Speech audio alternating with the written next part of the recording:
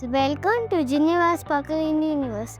I'm your host Nandini and we are diving into the second episode of our podcast today. Our previous episode was on the innovative teaching techniques followed by a school that sets us apart. Our mentor Chandan sir needs no introduction as he's a celebrated figure in the field of education.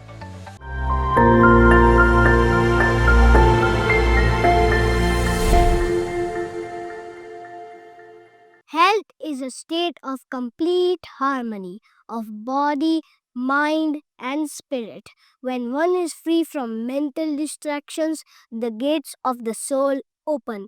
Hello everyone, today I am going to introduce you to Mrs. Palak, a certified yoga teacher.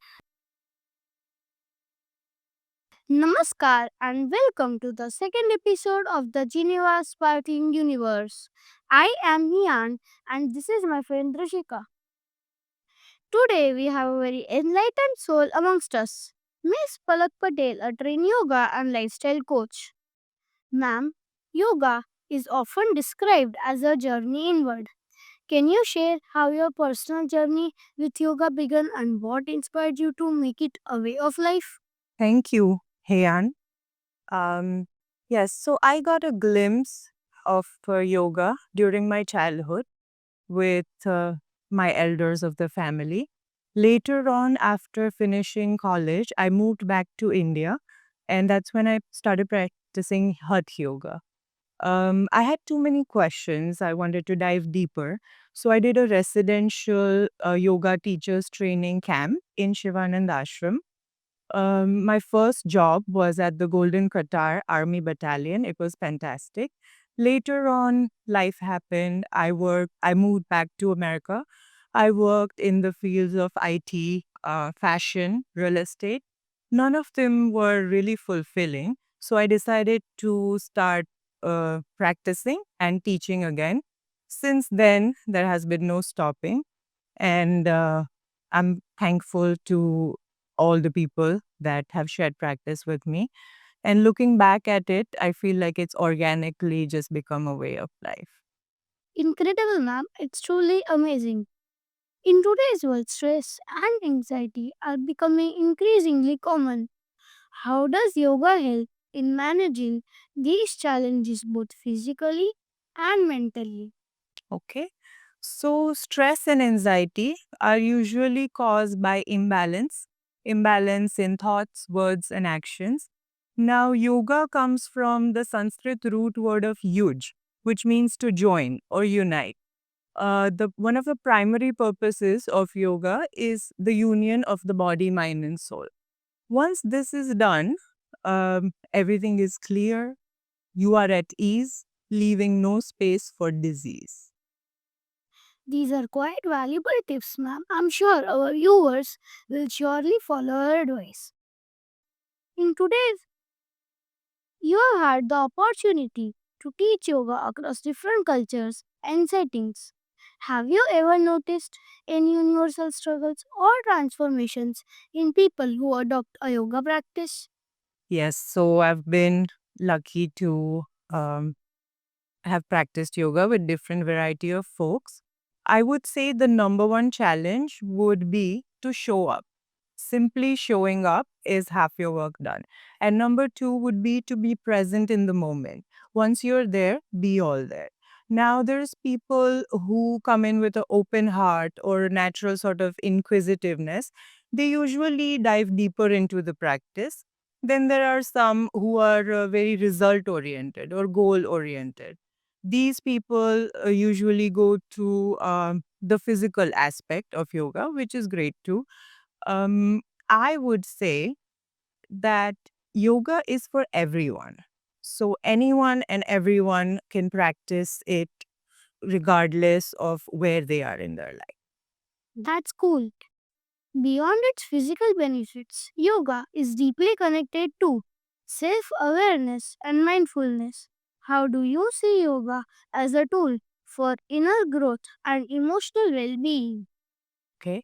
So definitely self awareness and mindfulness is one of the qualities that can be gained through regular practice. Now, the physical well-being part comes from asana, which is the physical postures.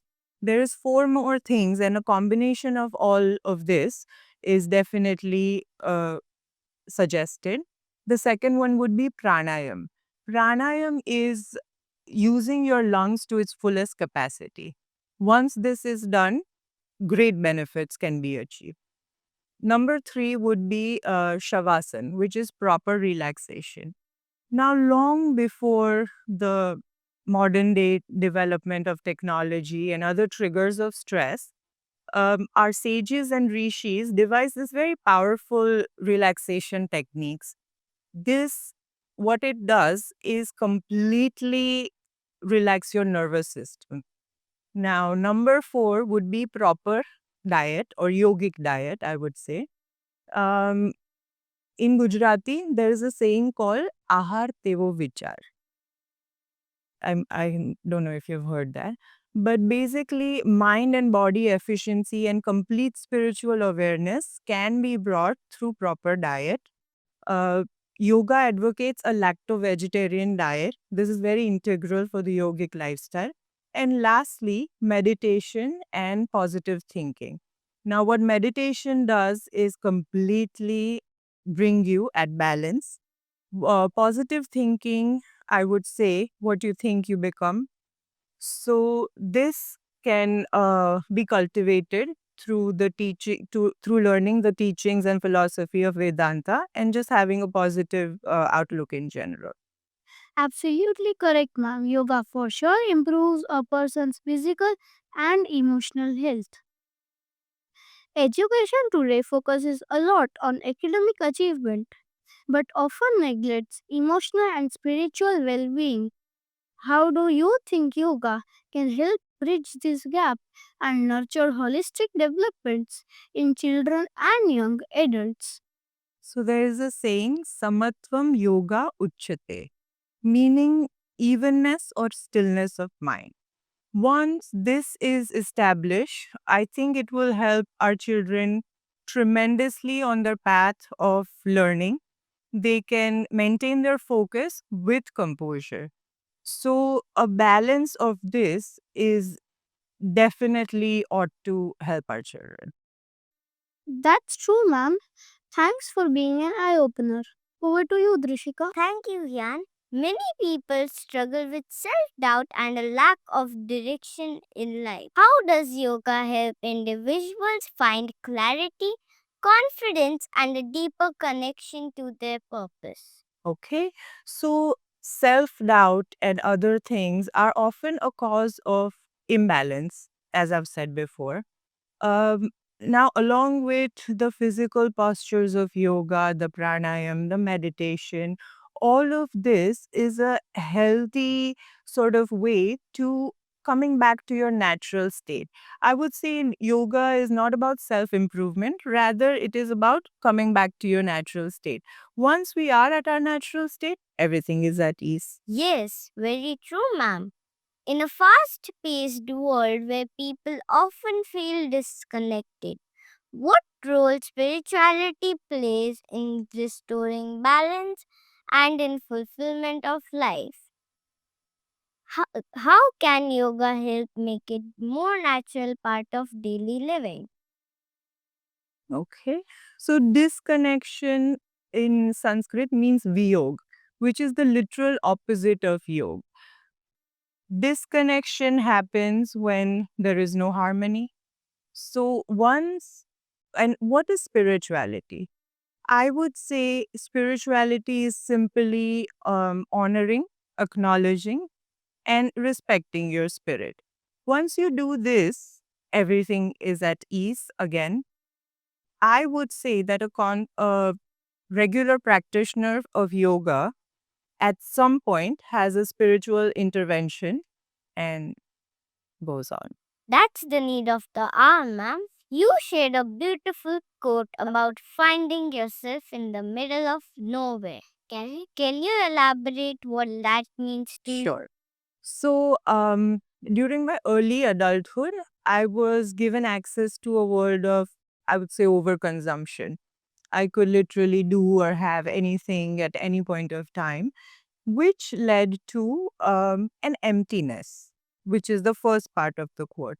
Now, later on, during my yoga sadhana, the path seemed uncomfortable, lonely at times, definitely hard. But this is when I feel like I found myself, and hence I relate to this quote. What Wow, beautiful, ma'am. What advice would you give to someone just starting their yoga and spiritual journey? So I would encourage anyone and everyone to start, as it is the need for of the hour.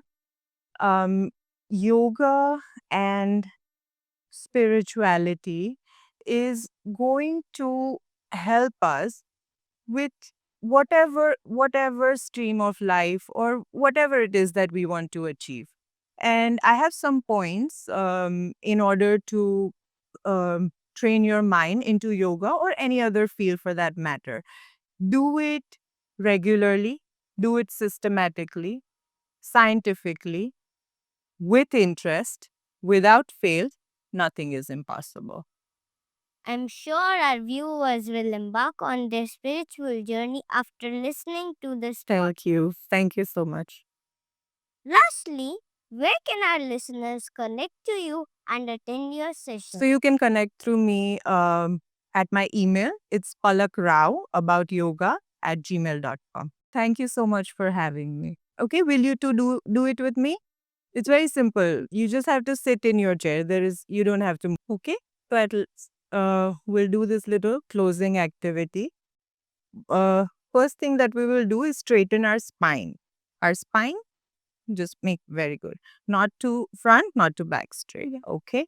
Now unclench your jaw. That is, loosen your jaw. You know how it's tight? Just loosen it. Loosen your palms also. Just go like this. Loosen. Okay. Now roll your shoulders back. Just very good. Okay. Now slowly we'll have our hands in prayer, because I'm going to say a mantra and you guys will repeat it. So we'll have our hands in prayer. Okay. With our eyes closed, slowly breathe in through your nose, very slowly. And slowly breathe out. Now repeat after me, word after word. Loka Luka samasta samasta sukhino sukhino bhavantu. bhavan. Now, what this means is, may all beings be happy. May my thoughts, words, and actions contribute to the wellness of all. Thank you.